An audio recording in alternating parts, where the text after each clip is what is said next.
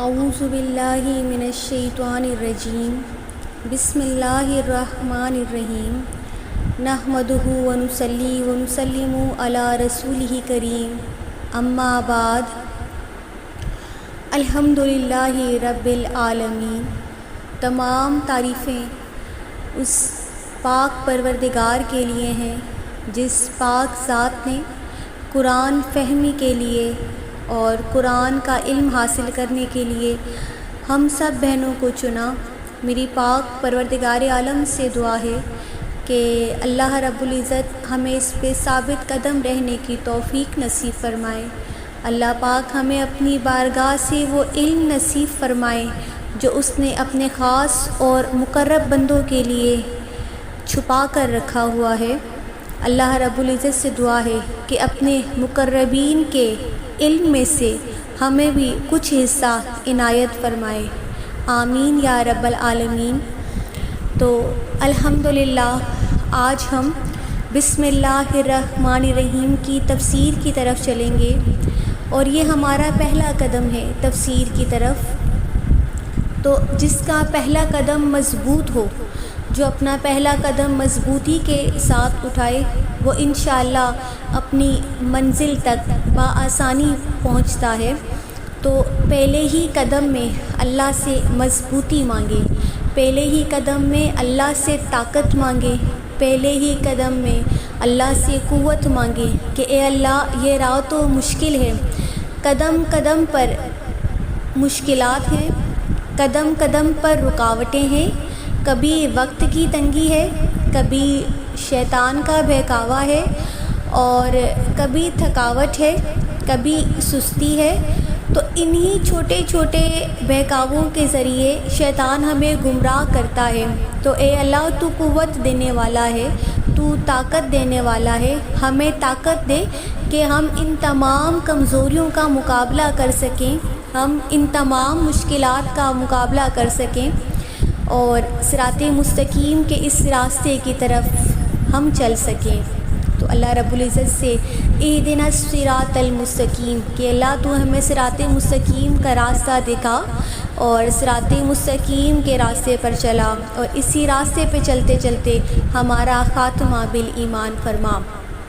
تو چلتے ہیں بسم اللہ الرحمن الرحیم کی تفسیر کی طرف۔ تو ایک ایک لفظ کو آپ نے غور سے سننا ہے، اور آپ کو جو بات سمجھ میں آئے آپ نے اس کو نوٹ کر لینا ہے کہ یہ آپ کے یاد کرنے کی چیز ہے۔ اپنے اپنے نوٹس آپ خود بنائیں، ٹھیک ہے، تاکہ بوقت ضرورت آپ کو یہ کام آ سکیں، آگے آپ کہیں پہ پڑھائیں، آگے آپ کسی کو بتائیں تو آپ کی یادداشت میں چیزیں محفوظ ہوں۔ تو اس کو لکھیں، ٹھیک ہے۔ تو یہ جب تک لکھی رہیں گی یہ چیزیں آپ کے لیے برکت کا باعث بنتی رہیں گی، آپ کے لیے سعادت کا باعث بنتی رہیں گی۔ تو بسم اللہ الرحمن الرحیم میں سب سے پہلا لفظ جو شروع ہوا، یعنی کلام پاک کا جو سب سے پہلا حرف جو ہے وہ حرف با ہے۔ میں نے آپ کو بتایا تھا کہ با کے معنی ہے ساتھ۔ عربی زبان میں با ملانے کے لیے آتی ہے، یعنی ربط پیدا کرنے کے لیے، دو چیزوں میں ربط پیدا کرنے کے لیے یا دو لفظوں میں ربط پیدا کرنے کے لیے با کو لایا جاتا ہے۔ تو قرآن کریم میں شروع میں ہی با کو لایا گیا، کیونکہ قرآن کریم بھی اللہ کے بندوں کو اللہ سے ملاتا ہے، اس لیے اللہ نے سب سے پہلے ایسے حرف سے قرآن کریم کا آغاز کیا کہ جو ملانے والا ہے، تو جو قرآن کریم پڑھتا ہے اللہ اس کو مل جاتا ہے۔ بسم اللہ الرحمن الرحیم، بسم اللہ کو حرف با سے شروع کیا گیا۔ اس کی دوسری وجہ یہ ہے کہ عالم ارواح میں، یعنی اس دنیا میں آنے سے پہلے انسان روحوں کے عالم میں تھا، یعنی جب انسان نہیں تھے، انسانوں کے یہ پتلے، جسم کے پتلے نہیں تھے، صرف روحیں تھیں، تو اس کو کہتے ہیں عالم ارواح۔ تو اس میں اللہ رب العزت نے ایک دن تمام انسانوں کو جمع کیا، اور پروردگار عالم نے ارشاد فرمایا الستُ بربکم کہ کیا میں تمہارا رب نہیں ہوں۔ ہر قسم کی روح تھی اس میں، مسلمان، کافر، یہودی، نصائی، ہر ایک مخلوق یعنی اللہ نے جس کو پیدا کیا ہے، جو ہم سے پہلے آ چکے ہیں، جو آج موجود ہیں اور جو آگے آنے والی نسلوں میں آئیں گے، وہ تمام کے تمام لوگ موجود تھے۔ تو اللہ رب العزت نے پوچھا الستُ بربکم، کیا میں تمہارا رب نہیں ہوں؟ تو سب نے عرض کی بلا، یعنی ہاں تو ہمارا رب ہے۔ تو سب سے پہلے انسان کے منہ سے جو حرف نکلا تھا وہ حرف با تھا، تو اللہ رب العزت نے بھی اپنے کلام کو حرف با سے شروع کیا تاکہ تلاوت کرتے وقت اس کو اپنا وہ عہد یاد آ جائے کہ جو وہ اللہ سے کر کے آیا ہے کہ اے اللہ تو ہی تو میرا معبود ہے اور اے اللہ تو ہی تو میرا رب ہے۔ اچھا، اب طریقہ کار یہ تھا کہ کفار اپنا ہر کام بتوں کے نام سے شروع کرتے تھے، یعنی اسلام کے آغاز میں یہ تھا کہ کفار کا معاشرہ تھا، تو کفار اپنا ہر کام اپنے معبودوں کے نام سے شروع کرتے تھے۔ ان کا عقیدہ یہ تھا کہ مثال کی بات ہے، جیسے ان کے ایک بت کا نام لات تھا، ایک بت کا نام عزا تھا، تو وہ کہتے تھے بسم اللاتی بسم العزا۔ تو ان کا عقیدہ یہ تھا کہ اگر ہم اپنے بتوں کا نام لیں گے تو اللہ رب العزت ہمارے یہ جو بت ہیں وہ ہمارے کام میں برکت ڈال دیں گے۔ تو اللہ رب العزت نے پھر مسلمانوں کو یہ تعلیم دی کہ وہ بسم اللہ الرحمن الرحیم سے اپنا ہر کام شروع کریں تاکہ اللہ کی برکت سے، اللہ کے نام کی برکت سے ان کا کام آسان ہو سکے اور ان کو ہر کام میں اللہ کی مدد مل سکے، کیونکہ حقیقی مددگار تو اللہ ہے، اور یہ کفار جن کو اپنا مددگار سمجھتے ہیں وہ تو سوائے مٹی کے ڈھیر کے اور کچھ نہیں ہے۔ اور بسم اللہ الرحمن الرحیم کی بڑی ہی فضیلت ہے۔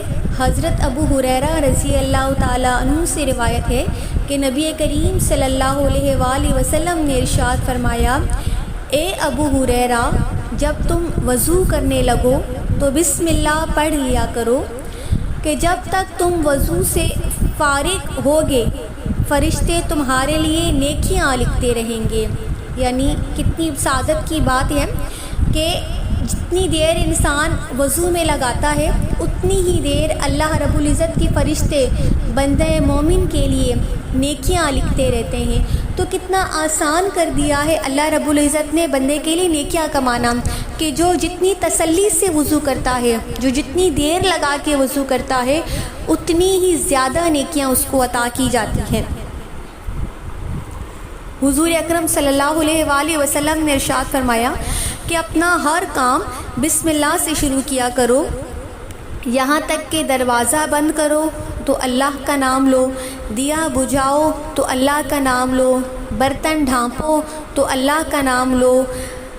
یعنی ہر نیک کام چاہے وہ چھوٹا ہو یا بڑا ہو، وہ کرتے وقت اپنے اللہ کا نام لے لیا کرو، بسم اللہ الرحمن الرحیم پڑھ لیا کرو، تاکہ اللہ رب العزت کے ناموں کی برکتیں اور اللہ رب العزت کے ناموں کی برکات حاصل ہو سکیں۔ اور دیکھیں اس میں تو 3 نام آئے ہیں نا، بسم اللہ الرحمن الرحیم میں اللہ رب العزت کے، تو اللہ یہ اللہ کا ایک نام ہے، الرحمن یہ اللہ کا دوسرا نام ہے، الرحیم یہ اللہ کا تیسرا نام۔ تو یعنی جو اللہ رب العزت کے ان 3 ناموں سے اللہ کو پکارتا ہے، اللہ رب العزت کو جو ان 3 ناموں سے پکارے گا تو اللہ رب العزت اس کی پکار کیوں نہ سنے گا۔ اور روایات میں آتا ہے کہ اللہ رب العزت کے 99 نام تو قرآن کریم میں ذکر ہیں، لیکن اس کے علاوہ اللہ رب العزت کے ہزاروں نام ہیں جن کو جو کچھ احادیث کی کتابوں میں مذکور ہیں اور کچھ روایات میں مذکور ہیں، کچھ اللہ نے اپنے خزانے میں چھپا کر رکھے ہوئے ہیں۔ تو کہتے ہیں جو جتنے بھی اللہ رب العزت کے 99 نام ہیں نا، وہ سارے کے سارے بسم اللہ الرحمن الرحیم کے ان 3 ناموں میں موجود ہیں۔ تو جو شخص بسم اللہ الرحمن الرحیم کہہ کر اللہ کو پکارتا ہے، گویا کہ وہ اللہ کے ہزاروں ناموں کے ساتھ، اللہ کے بے شمار ناموں کے ساتھ اللہ کو صدا دیتا ہے اور اللہ کو پکارتا ہے۔ تو جو ہزاروں نام کا واسطہ دے کے اللہ کو پکارے تو کیا اللہ اس کی پکار کو خالی لوٹا دے گا؟ ضرور اللہ اس کی جھولی بھرے گا۔ تو اٹھتے بیٹھتے چلتے پھرتے کھانا کھاتے، کھانے سے اٹھتے کسی کو برتن دیتے، دروازہ کھولتے بند کرتے بسم اللہ الرحمن الرحیم کا ورد کیا کریں۔ انشاءاللہ اللہ رب العزت اس کی برکات آپ کے گھروں میں، آپ کی زندگیوں میں، آپ کے تعلقات میں اتارے گا اللہ رب العزت۔ اور حدیث پاک میں آتا ہے کہ جب حضور پاک صلی اللہ علیہ وآلہ وسلم شب معراج، کہ جب حضور اکرم صلی اللہ علیہ وآلہ وسلم شب معراج آسمانوں کی سیر کے لیے تشریف لے گئے تو آقا صلی اللہ علیہ وآلہ وسلم نے وہاں جنت کا ایک باغ دیکھا، اور اس باغ میں سے 4 نہریں بہہ رہی تھیں۔ وہاں پہ 4 ستون تھے اور چاروں ستونوں سے الگ الگ نہریں بہہ رہی تھیں۔ اب وہ نہریں کیا تھیں؟ ایک پانی کی نہر تھی، ایک شہد کی نہر تھی، ایک شراب طہور کی نہر تھی، اور ایک دودھ کی نہر تھی۔ تو حضور اکرم صلی اللہ علیہ وآلہ وسلم نے جب اندر جانا چاہا تو دیکھا کہ دروازہ لاک تھا۔ تو حضور صلی اللہ علیہ وآلہ وسلم نے حضرت جبریل امین سے فرمایا کہ اے جبریل، اس دروازے کی چابی کہاں ہے؟ اس دروازے کو کھولو۔ تو حضرت جبریل امین نے فرمایا کہ اے آقا یا رسول اللہ صلی اللہ علیہ وآلہ وسلم، اس جنت کی کنجی تو آپ ہی کے ہاتھ میں ہے، اس دروازے کی کنجی تو آپ ہی کے پاس ہے، آپ بسم اللہ الرحمن الرحیم کہہ کر اس دروازے کو ہاتھ لگائیں تو یہ دروازہ کھل جائے گا۔ تو جب حضور صلی اللہ علیہ وآلہ وسلم نے بسم اللہ الرحمن الرحیم پڑھ کے وہ دروازہ کھولا تو وہ دروازہ کھل گیا۔ تو اندر جا کر جب نبی کریم صلی اللہ علیہ وآلہ وسلم نے دیکھا کہ وہ جو 4 ستون تھے، جن 4 ستونوں سے پانی کی، دودھ کی، شراب طہور کی اور شہد کی نہر جاری تھی، تو اس طریقے سے تھا کہ 4 ستون تھے۔ بسم اللہ الرحمن الرحیم میں 4 لفظ ہیں، تو ایک ستون پہ بسمی لکھا تھا، ایک پہ اللہ لکھا تھا، ایک پہ الرحمن تھا اور ایک پہ الرحیم تھا۔ تو بسمی کی ہاں سے ایک پانی کی نہر جاری، بسمی کی میم سے پانی کی نہر جاری تھی، کلمہ اللہ کی ہاں سے دودھ کی نہر جاری تھی، الرحمن کی میم سے شہد کی نہر جاری تھی، اور الرحیم کی میم سے شراب طہور کی نہر جاری تھی۔ تو پھر فرمایا گیا کہ جو شخص بسم اللہ الرحمن الرحیم کہہ کر اللہ کو پکارے گا، اللہ ان 4 نہروں کا اس کو مالک بنائے گا۔ سبحان اللہ، سبحان اللہ، کہ کیسے انسان چھوٹے چھوٹے اعمال سے اللہ رب العزت کے بڑے بڑے انعامات کو حاصل کر سکتا ہے۔ یہ اللہ کا وعدہ ہے اور اللہ اپنے وعدوں سے نہیں پھرتا۔ اور کہتے ہیں کہ جب بسم اللہ الرحمن الرحیم نازل ہوئی تو اللہ رب العزت نے اپنے عزت اور جلال کی قسم کھا کر ارشاد فرمایا کہ بسم اللہ جس شے پر پڑھی جائے گی میں اس میں برکت عطا فرماؤں گا۔ اور حضرت شاہ عبدالعزیز رحمۃ اللہ علیہ فرماتے ہیں کہ تمام علوم اللہ کی کتابوں کے، یعنی اللہ نے قرآن کریم سے پہلے جتنی بھی کتابیں نازل فرمائی، جیسے 4 تو توریت، زبور، انجیل، قرآن مجید ہیں، اس کے علاوہ کتنے ہی صحیفے اللہ رب العزت نے اتارے تھے، تو کہتے ہیں کہ تمام علوم اللہ کی کتابوں کے قرآن کریم میں موجود ہیں، اور جتنا علم قرآن کریم میں ہے نا، اس تمام علم کا جو نچوڑ ہے وہ سورہ فاتحہ میں ہے، اور جتنا علم سورہ فاتحہ میں ہے وہ سارا کا سارا اس علم کا نچوڑ بسم اللہ الرحمن الرحیم میں ہے۔ تو جو بسم اللہ کہہ کر اللہ کو پکارتا ہے تو اللہ رب العزت اسے کیوں برکت عطا نہ فرمائے گا کہ تمام علوم کا نچوڑ بسم اللہ الرحمن الرحیم میں اللہ نے چھپا کے رکھا ہے۔ تو اللہ بسم اللہ کی فضیلت یہ اس وجہ سے ہے کہ اس میں اللہ کے نام شامل ہیں، اس میں اللہ کا اپنا ذاتی نام اور اللہ رب العزت کے 2 صفاتی نام شامل ہیں کہ اللہ کے نام سے شروع جو بڑا مہربان نہایت رحم کرنے والا ہے۔ تو 2 اللہ نے نام ارشاد فرمائے کہ وہ تو بہت مہربان ہے۔ رحمان کہتے ہیں دنیا اور آخرت میں رحم کرنے والے کو، کہ رحمان وہ ہے جو دنیا میں بھی ہمارے دنیاوی معاملات میں بھی ہم پہ رحم کرتا ہے اور آخرت میں اخروی معاملات میں بھی ہم پہ رحم کرے گا۔ لیکن رحیم کہتے ہیں، رحیم اللہ کی وہ صفت ہے کہ جو صرف آخرت میں رحمت کرے گی نا اپنے بندوں پہ، آخرت میں اپنے بندوں پہ مہربان ہونے والا، تو رحیم اسے کہتے ہیں۔ تو بسم اللہ الرحمن الرحیم کہ یہ ساری برکتیں اللہ رب العزت کے صفاتی اور اللہ رب العزت کے ذاتی نام کی وجہ سے ہے کہ اس میں اللہ کا نام شامل ہے، تو اللہ رب العزت اس کی وجہ سے اپنے بندوں پر رحمتیں اور برکتیں نازل فرماتا ہے۔ تو ذرا سوچئے کہ صرف اللہ کا نام لینے کی اتنی برکتیں ہیں، تو اللہ سے محبت کرنے کی اور اللہ رب العزت کے نام کو ہر وقت یاد کرنے کی اور اللہ رب العزت کے نام کو دل میں سجانے کی کتنی برکات ہوں گی، اور اللہ رب العزت